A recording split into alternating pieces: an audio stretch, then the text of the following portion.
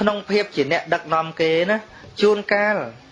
កុំធ្វើតាមអ្វីដែលខ្លួនឯងចង់បានធ្វើមិនចង់បានធ្វើជួនកាលត្រូវធ្វើសូម្បីមិនចង់ក៏ត្រូវធ្វើដែរពីព្រោះយើងជាអ្នកដឹកនាំគេពាក្យថាដឹកនាំគេគឺត្រូវគិតប្រយោជន៍ដល់អ្នកដទៃឧទាហរណ៍ខ្លាយជាប៉ូលីសចុះអញ្ចឹងប៉ូលីសមិនមែនសម្រាប់តែចាប់ចោលមិនមែនសម្រាប់តែធ្វើសន្តិសុខប៉ុណ្ណោះទេនៅមានសិលធម៌សុជីវធម៌សម្រាប់ជាគំរូប្រជាជនទៀតហ្នឹងហើយទេហៅឃើញប្រសង់ត្រូវចេះអោនចេះដោះមួកចេះអីព្រោះប្រសង់មិនមែនមេប៉ូលីសណាមិនបាច់ឈួរធ្វើចេះទេហ្នឹងមែនទេមែនអត់ហ្នឹងហើយគំរូយើងប៉ុណ្្នឹងបើប៉ូលីសគោរពបានប៉ុណ្្នឹងប្រជាជនធ្វើតាមទេធ្វើព្រោះអីបានស្មាថាអញ្ចឹងស្មាទៅប្រទេសគេអ្នកកាន់ពុទ្ធសាសនាដូចជាថៃអីចឹងស្មាទៅជួបប៉ូលីសជួបអីប៉ូលីសគេធ្វើអញ្ចឹង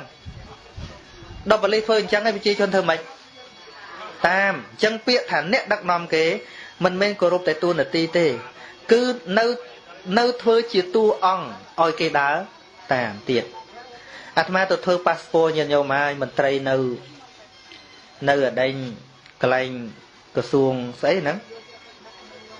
កន្លែងធ្វើប៉ាសពតនោះមហាផ្ទៃហ៎ដឹងការបរទេសអញ្ចឹងហ៎ប្រហែលជា 3-4 ឆ្នាំមុននេះឥឡូវចិត្តដល់ទៅជួបមុខគាត់ទៀតពេលឲ្យអាត្មាថតគាត់មិនមែនប្រាប់ស្រួលទេគាត់ថាងើបតិចមកដល់អាត្មាងើបកុំងើបពេកស្រែកចឹងពេលមិនចេះអង្គុយហ៎ស្រែកអាត្មា 2-3 ម៉ាត់បានមានបងស្រីម្នាក់ហើយចុះមិនស្រែកឲ្យលោកចឹងហើយបានគាត់ថាស្អីចុះលោកមិននឹកហើយចុះជប់ហ្មងហើយជាអ្នកធ្វើការជាមន្ត្រីរាជការច្រឹកអាចឹងយ៉ាប់ទេយ៉ាប់ណាហើយយើងទៅបន្ទោក្មេងឥឡូវឆ្លើយកុំបន្ទោក្មេងពីព្រោះក្មេងមិនតន់ខ្លាយជាសរសៃឈាមសម្រាប់រស់នៃសង្គមទេអ្នកដែលជាសរសៃឈាមជាបេះដូងជាសរសៃប្រសាទគឺប្រព័ន្ធអ្នកធ្វើការទាំងឡាយនឹងឯងមែនឬមែន